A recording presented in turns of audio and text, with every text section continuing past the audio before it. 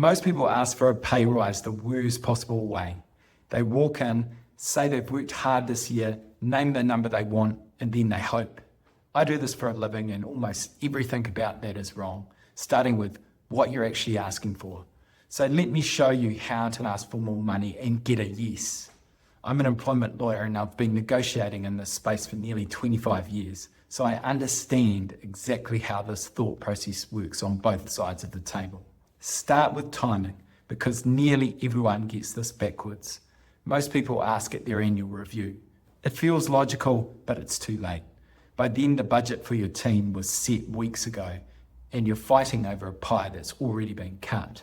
You want to ask before the budget locks, and usually a few months out. Use those months well, because that's when you build the case that wins it. The smartest way to think about that comes from Chris Voss, the former FBI hostage negotiator who wrote Never Split the Difference. His idea is simple. Don't make the money the ask. Make your value the ask and let the money follow.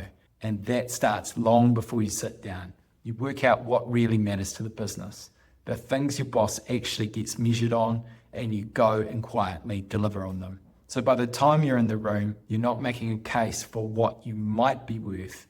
You're walking in with proof. Here's the value I've already created, and here's my plan to create more. And that's pointed straight at where the company's trying to go. Do that and the money almost asks for itself. Here's what I've delivered. Here's what's coming. Let's make my pay match it.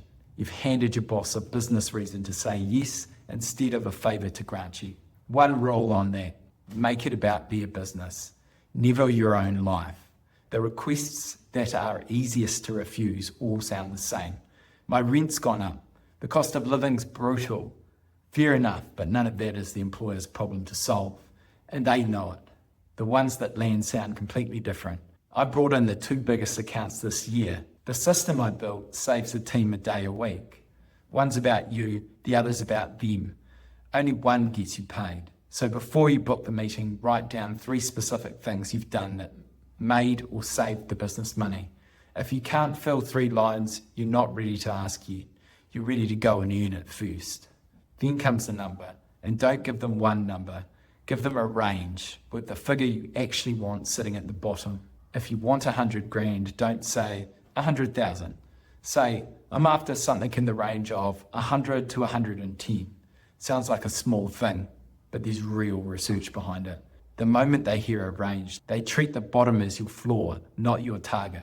So they stop trying to talk you down and start picking a number inside what you've offered. And no boss wants to be the one who scrapes in right at the bottom and looks cheap. So they nudge up off it, you land a little higher, and you come across as easy to deal with rather than pushy. Just set that bottom number somewhere you'd actually genuinely be happy, because every so often that's exactly where you'll end up. Finally, have a plan for no. Sometimes the money genuinely isn't there this quarter, and that's real. A no isn't the end, it's the start of the second conversation. Ask, okay, what would need to be true to get there, and by when? Then go after anything else that might be on the table.